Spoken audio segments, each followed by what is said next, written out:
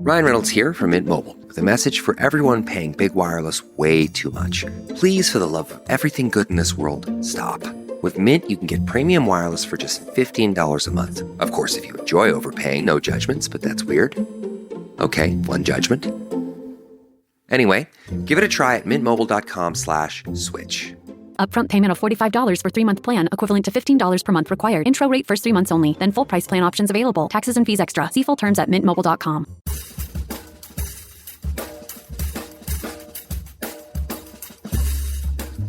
I mean, no one plans to get sick, and yet, here we are. My name is Matthew Zachary. I survived cancer, a stroke, and COVID-19, and somehow I'm still here. I also survived our stupid, broken healthcare system, and I want to help you survive it too.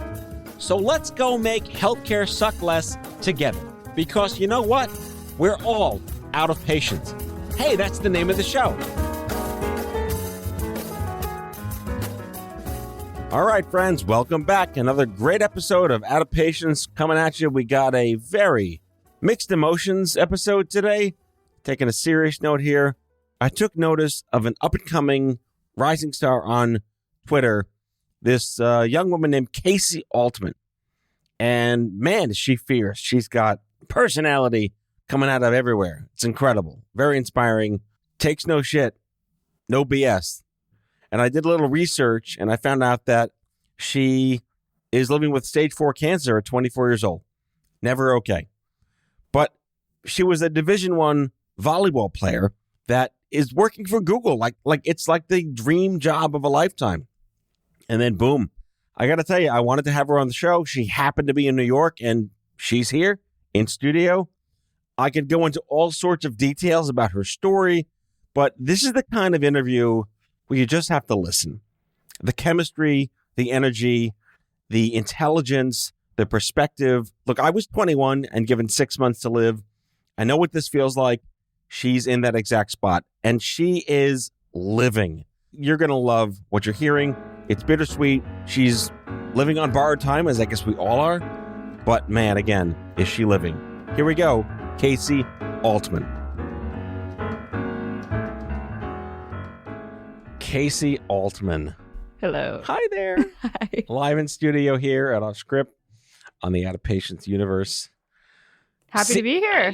Well, hey, we're all happy to fucking be here, but it's just so lovely to physically be in person, meet you. You're here, the energy, you activate the mind in meeting people. Thank you. Yeah. Likewise. Well done. Thank you. Means a lot. When did you first realize that there were girls named Kasey with a C? I'll tell you, actually, I dated a boy in 7th grade named Kasey with a C. So I haven't. Yeah, I swear to God, we were Kasey and Kasey. But you want to hear why it wasn't that weird? Is I'd never refer to myself as Kasey. So someone would say, I'd call him Kasey. He'd call me Kasey. And then one of our friends would say Kasey. We'd both turn around at the same time. So needless to say, I haven't had too many girls with Kasey with a C, but several boys, men now, but boys back then. My sister-in-law's named Kasey with a C. Oh, right on. Yeah, cool. So, but my late brother-in-law was named Carl with a K and not a C. Today's episode brought to you by the letters C and K and the number 7 for no reason. That's funny. My sister, I nicknamed her Carl. So we've got Kasey and Carl in the family. Oh, my God. Kismet with a K. Yep, with a K. Exactly. All right. So I just have to know, Montana State University to Chattanooga in Tennessee to Penn State. What the fucking, how the hell did that happen? Damn, you did your research. I'm impressed. Those okay. are not 3 states that go in an order. They really, really aren't. And I'll tell you why. And it's very circuitous. So if you don't follow, it's totally fine. But I committed to Montana State at age 16, which is way too young to decide where you're going to go to college. Of course. I wanted to be a Division I volleyball player. And wherever gave me the opportunity to earn a scholarship, that's where I wanted to go. So I was 16, decided to go to Montana State, went there for 2 years, absolutely loved it. And then there was a coaching staff turnover, which led me to Chattanooga, Tennessee. I lasted 6 months there. It was just not my cup of tea. Okay. The people were very, very kind. I think I'd developed too much of a sense of self at that point. Mm-hmm. So I couldn't stand idly by and witness injustices. And it was just different. Coming from California, I'm from San Diego. Montana was more mountainous. Tennessee was a little too close-minded for me. So I left after 6 months, and then I decided, hey, I'm not going to transfer for a third time. There's no way I'm going to relocate, make new friends, new life. So I decided to finish my degree online through Penn State, and I traveled for the year. Were you still Penn State, even though you were online? Exactly. We are Penn State virtual. So funny enough, I'd never been on campus until 3 weeks ago. My boyfriend's sister actually is a freshman at Penn State. So we went to a football game. So that was the first time I've ever been on campus. I didn't walk at commencement. I'd never, had the college experience at Penn State until that moment. So that was kind of a special experience. That's pretty cool. Yeah, it was cool. And I think you have the same degree as me. Was it communications or something? Yeah. I have a BA in It Doesn't Matter. Same. There was an off-Broadway show many years ago called Avenue Q. And the lead character had just finished college and he couldn't get a job. It's like, I can't pay the bills yet because I had no skills yet. After all that money we paid for college, can you imagine that? I think the song is called What Do You Do with a BA in English? That's the name of the song. Relatable. Totally relatable. Yeah. Volleyball sounds super cool, but that's not a career unless you're like, was it Mia Hamm? Mm-hmm. Truly, volleyball was kind of my life. I played at the Division I level, so it was like, technically I'm getting my school paid for in order to be an athlete. They call it student athlete, but it's more like athlete student. Right. Unfortunately, I wish the paradigm was a little different, but I realized that I was a decent writer in college. I think I submitted one of those silly breakup thought catalogs. Remember those kind of melodramatic?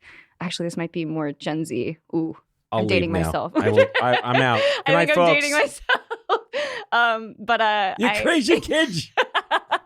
But I realized I could write decently, and that led me to actually pursue a career in sales because I realized, hey, if I could leverage my writing skills and I like to be around people and I have the gift of gab, why not try to make some money while I'm at it? So that's how I got to where I am now. You interned at a film company? I did. It was kind of like an indie or like a indie. Kind of garage somewhere? Indie, for sure. Okay. It wasn't much of an internship, but I did a little bit of digital marketing for them. It was a good thing to do while a junior or senior in college, but can't say I did too much to help the company. Did you get the journalist bug? Did you get the media bug then, or was that always kind of in you? I've always been really authentically curious as a person, but I really think that bug only bit once I was diagnosed and started my podcast. I don't Diagnosed with what?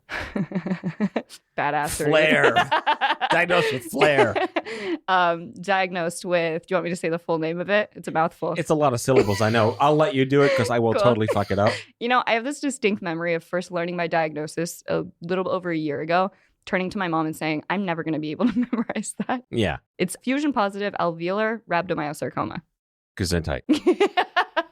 I've heard of rhabdomyosarcoma. That's enough syllables in and of itself. Absolutely. So we call it rhabdo. But you had to be special and get all the other syllables before it. I know. It's so extra. I didn't need it, but here we are. I was reading that you were healthy and well. Mm-hmm. There's another funny line from the movie 50-50 where before Joseph Gordon-Levitt gets diagnosed, he's like, but I recycle. What are we doing wrong? Is it fair to say, doesn't matter, do what you want, it's all shot in the dark? Yes, 100%. Like I said, I was a college athlete. I was a health junkie. I worked at a supplement shop at a certain point in college. I was a beacon of health. I even had a fitstagram at a certain point. So, how in it I was. That's very impressive. It's really embarrassing, actually. And you can't dig it up. But I had no symptoms. I was working out 45 minutes to an hour a day. I was really into cardio. And were you recycling? No. You were not recycling? Not enough, See, apparently. Yeah. Paper plastic. God. Is preventing cancer. I think I composted a little bit. Okay. But yeah, that might have spared you from stage 4. Yeah. No, I'm stage 4. Oh, yeah. Fuck all that then. Yeah, unfortunately. But so eat the cake. That's my advice to anybody. Yeah. I was pescatarian, I was vegan, I was whole food plant-based, I was keto, I was paleo, I was all that shit.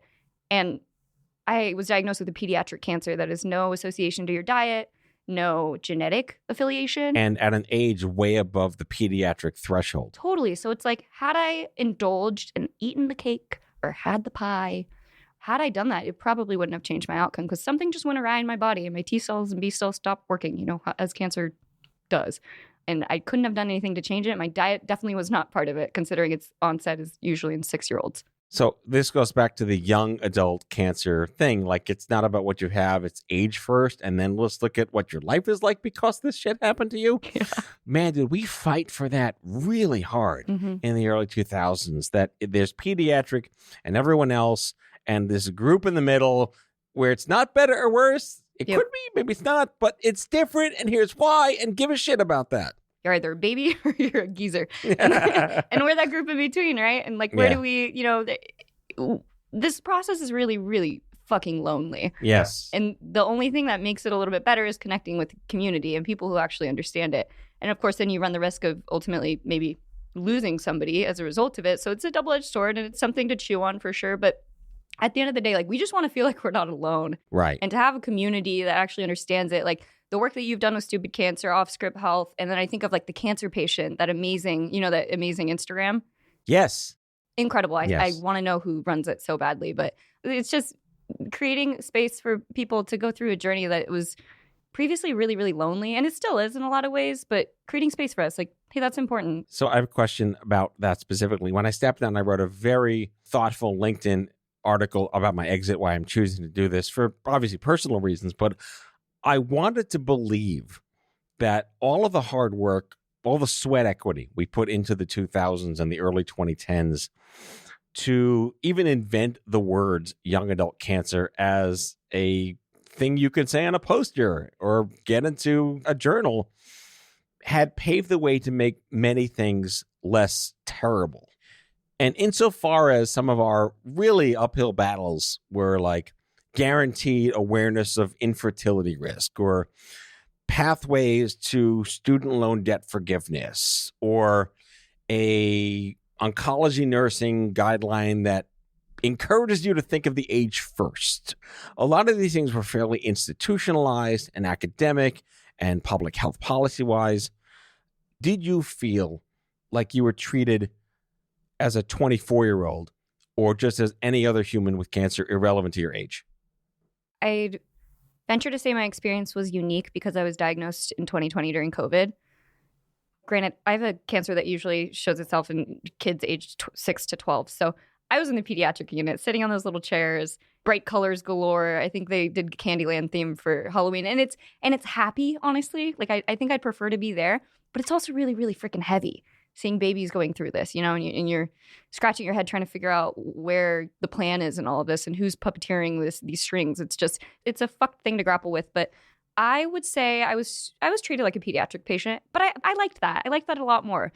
Like you, I was in the in-between. So I could either be the youngest by 20 years in the adult ward, or I could be the oldest by 20 years in the pediatric ward, and, pick your poison. For me, the pediatric ward was happier. It was more joyful. There were more toys. There were more sparkles. That's where I did my frontline treatment at Memorial Sloan Kettering in the pediatric unit. And I really liked my experience there. But to your point, no, I definitely was not treated as a 24-year-old. I was also 21 when diagnosed and tossed into peds. You just brought back all these crazy triggers because I, too, had, the rainbow carpet and the plushies all over the place and the clouds on the ceiling, and people thought I was a parent. Yep. Of a sick child. Mm-hmm. And I don't know who I'd rather be. I mean, those parents go through so much. It's like over under. Yeah, seriously. What the hell is it like to get diagnosed with cancer during a fucking pandemic? Oh my God, it's crazy. The first thing I'll say is I totally waited to go to the doctors. Granted, I have an aggressive cancer that spread to stage 4 within the span of 2 to 3 months. So like there wasn't that much that I could have done, but damn, if it weren't COVID, I probably would have gone in earlier because, I didn't want to get exposed to a doctor's office. That's where sick people go. So the experience was interesting. It took me a while to get diagnosed because I had 2 borderline negligent doctors who just blew me off and said, you're young, you're healthy, you're fit, like you're fine.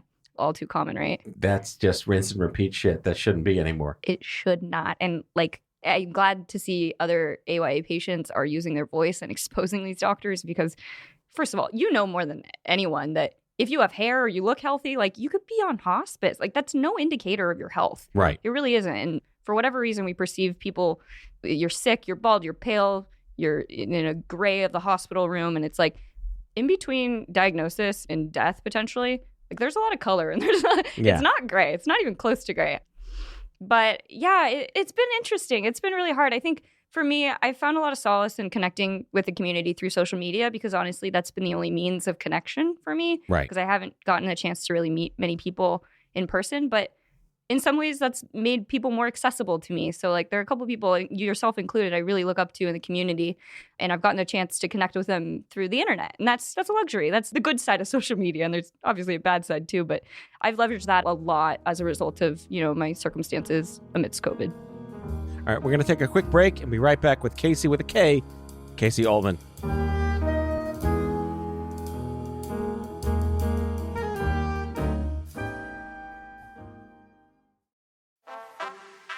Culture evolves at the speed of light, just like your financial needs. When it comes to your money, Credit Karma keeps you in the know and ahead of the game. You can count on Credit Karma to keep up with your financial needs as they evolve. We'll help you monitor your progress and give personalized recommendations so you can make strides towards your goals and find your way to money. Make sure you're on the right track, no matter where you are on your financial journey. Intuit Credit Karma. Karma you can count on. Bombas makes the most comfortable socks, underwear, and T-shirts. Warning, Bombas are so absurdly comfortable you may throw out all your other clothes. Sorry, do we legally have to say that? No, this is just how I talk, and I really love my Bombas. They do feel that good. And they do good, too. One item purchased equals one item donated. To feel good and do good, go to bombas.com/Wondery and use code WONDERY for 20% off your first purchase. That's BOMBAS.com/Wondery and use code WONDERY at checkout.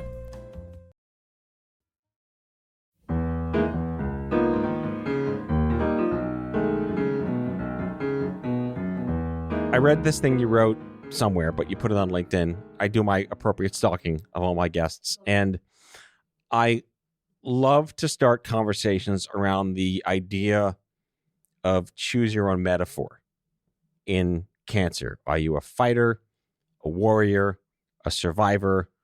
Pick your poison, right?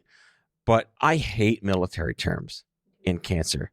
If you didn't fight hard enough, like my late brother-in-law died at 19, and what, did he not fight hard enough when he lost his battle to cancer?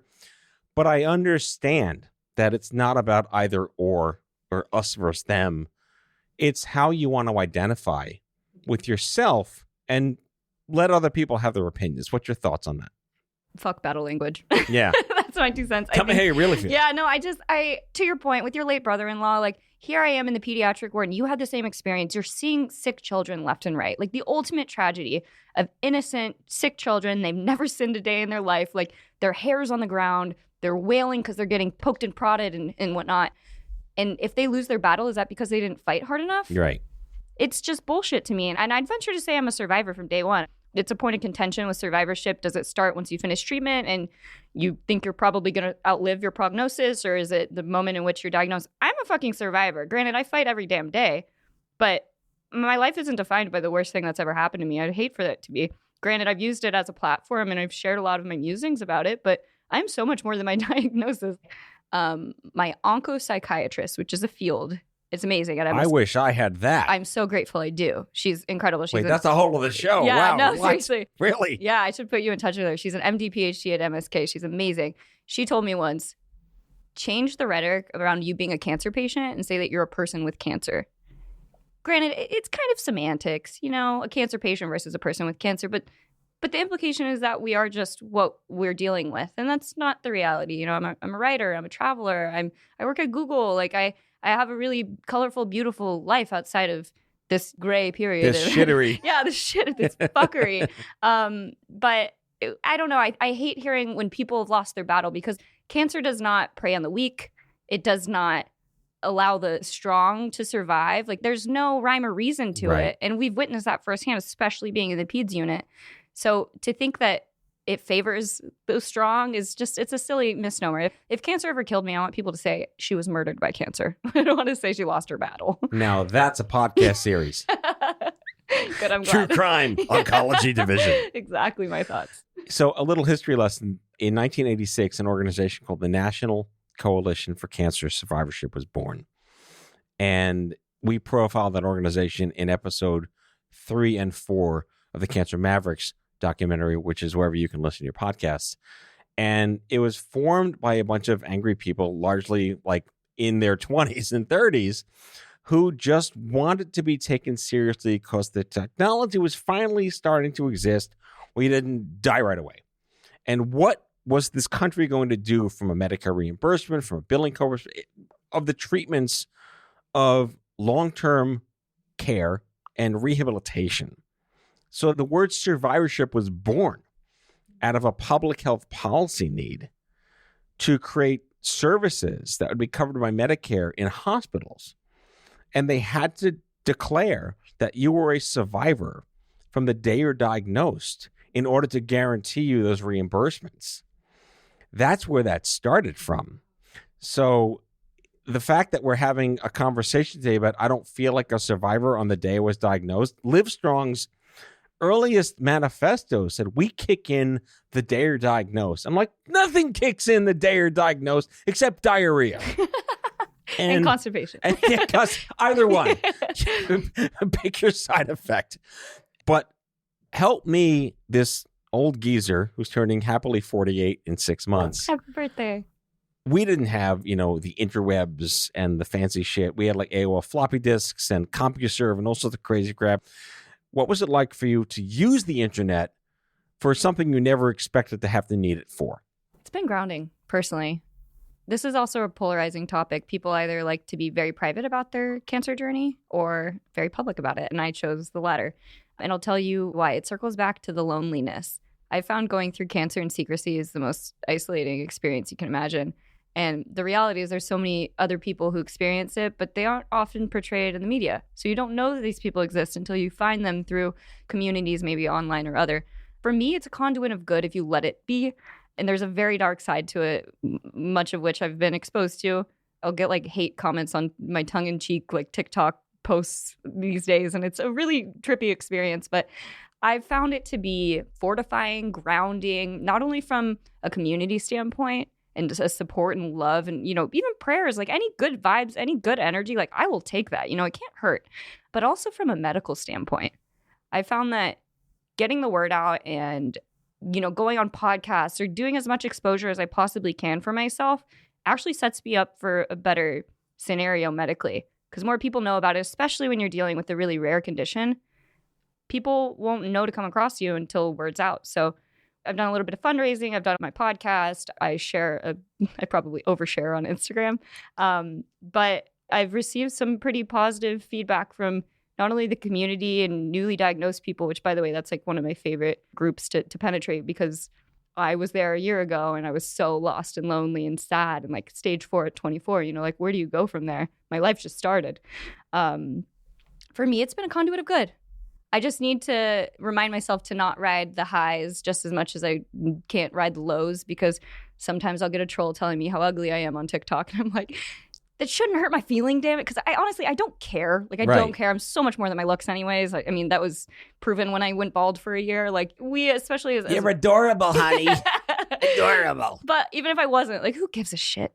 Like, I'm just trying to survive. Actually, that leads me to another question, too. When you're a young adult and you're diagnosed in your teens or 20s, maybe less 30s, you have a cohort group of people you're friends with, and then you become suddenly maturated. You have the brain and the wisdom of an 80-year-old, in the body of someone that feels 80 but is still in your teens or 20s. Yep. Have you felt over this forced maturation, very quick forced maturation, that you don't really jive with your tribe as much anymore because they're still into the fun, trivial shit? I love forced maturation. That's exactly what it is. I've been really, really incredibly lucky with my community. There have been a couple aberrant people that I've been a little disappointed by.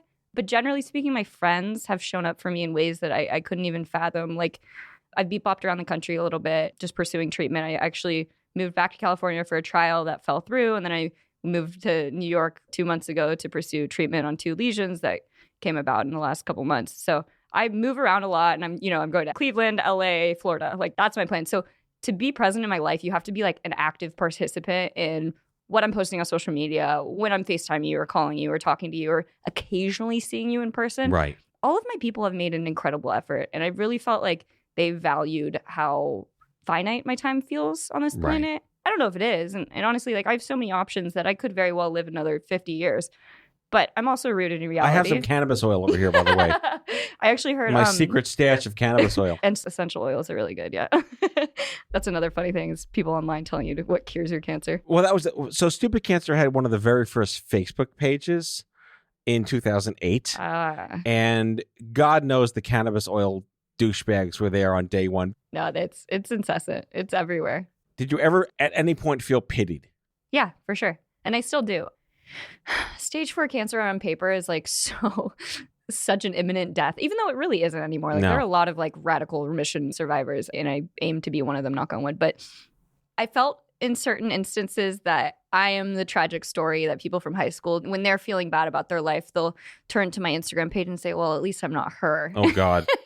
And that's a weird feeling. Like my life is so good now. Exactly. Like, all right, I will admit I've done the most for a pretty long time. Like I was a college athlete. I then traveled the world for a year. Like I moved to New York City. I said, fuck it, moved from San Diego to New York City when I graduated college, and I started working for Google. And it's like all these things, like I lived this life that I don't know if people envied, but I think if anybody unfollowed me on Instagram back then, it was because my life was like too good. Right. And now it's like they unfollow because my life is too shitty. And it's like, that's a weird transition for me. That's like the scales of justice don't even know where to land at this point. I know, right? It's kind of on me for having been extra in the first place. But, you know, I guess I was misrepresenting my life to be more glamorous and perfect than it was. And here's a dose of reality, you know, a throw it in your face type of dose of reality. That's like the Pinterest fail memes from like 10 years ago. Here's what my casserole really looks like. Yep, exactly. But I got to tell you, I worked for Google for a couple of years in the mid-2000s on their early stage health ideas, which just failed. The world was not ready for giving your data to anybody. But back then, it wasn't like, ooh, Google. The math nerds were like, it's Googol. Yep. What the fuck is wrong with you guys? It's spelled this. But today, you work for Google? You know, I sweep the floors, but I work for Google. Yep. All right, hold that thought. Take another break because we have to keep this conversation going. More with Kasey Altman when we get back.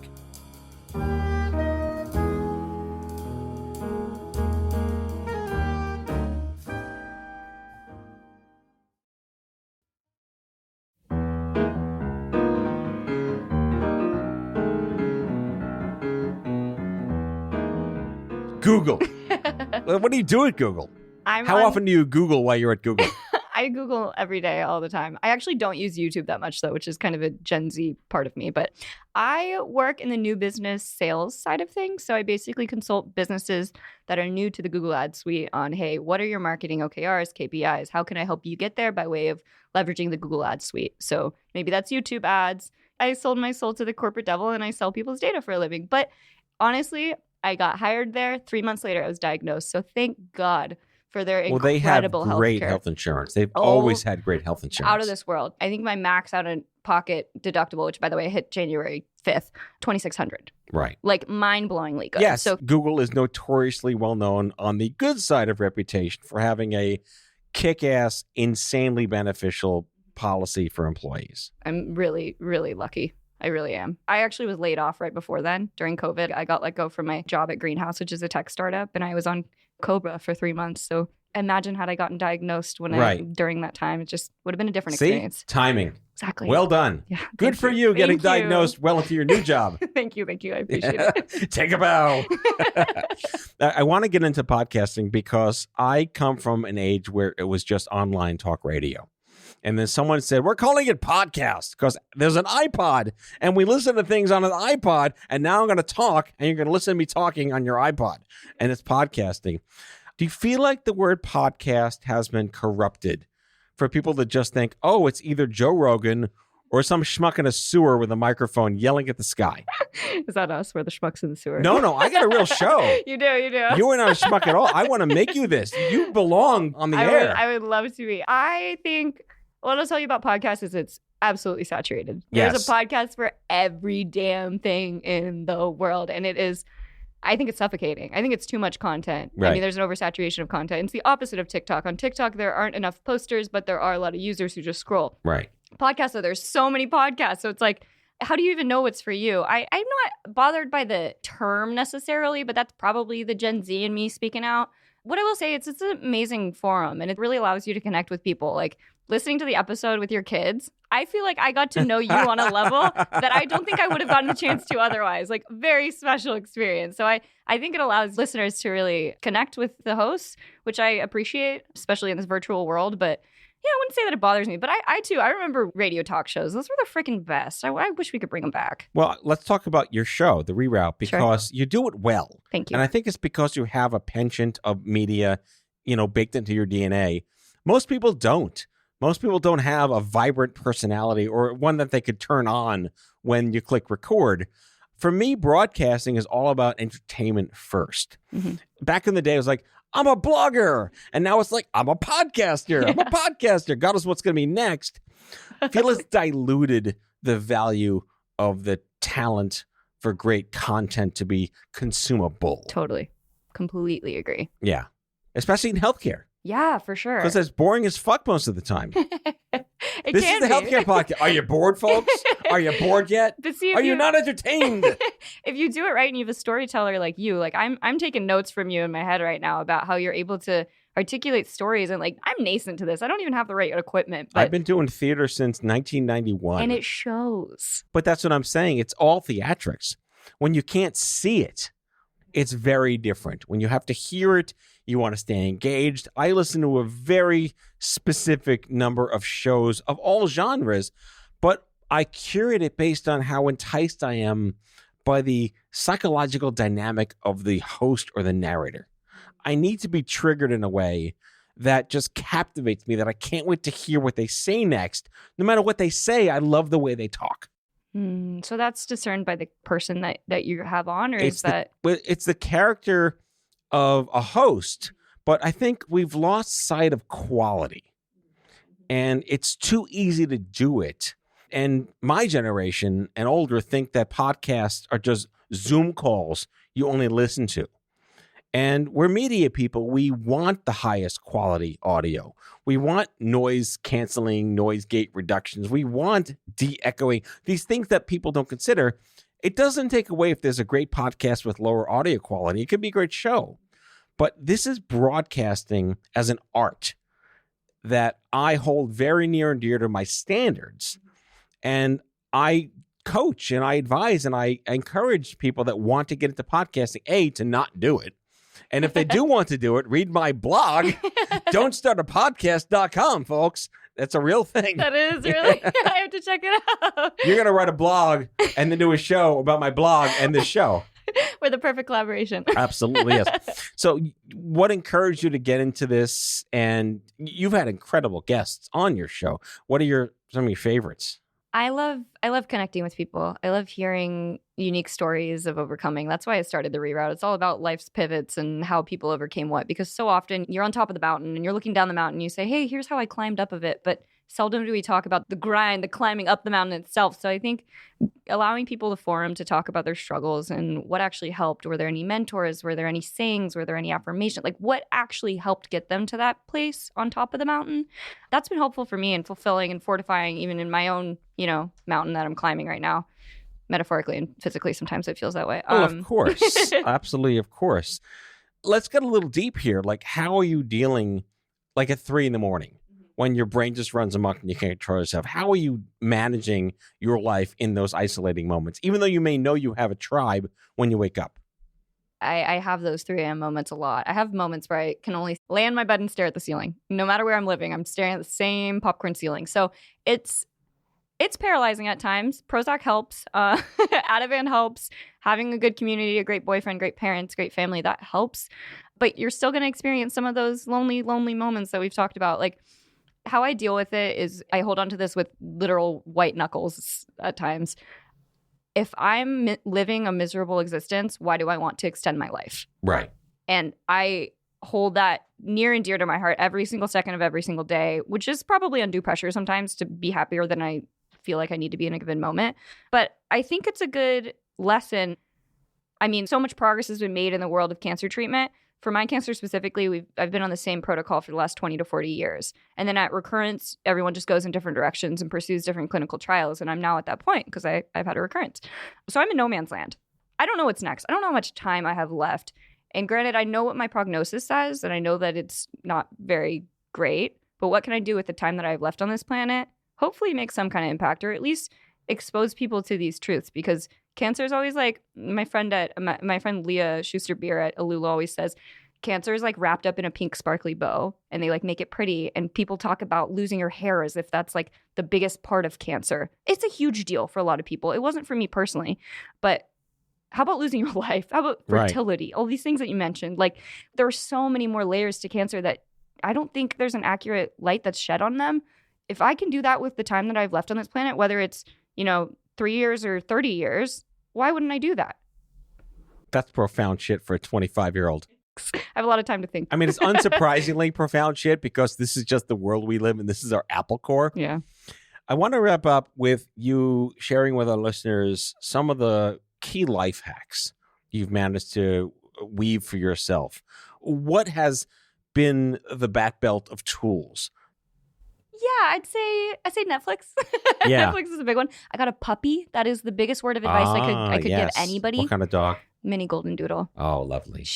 What's her name? Willow. Like Willow. The tree. Yeah, she's the best. I'm already plotting my next dog. But I think finding levity amidst the drudgery of everything, like it's a tough reality. I would never sugarcoat it. It fucking sucks some days. But I mean, you could drop names, any websites, any organizations. Alula has been amazing. I mentioned the CEO, Leah Schuster-Beer. They basically created a marketplace for cancer patients. So they curate things like, you or me said, hey, this product was really helpful for my neuropathy during treatment. Right.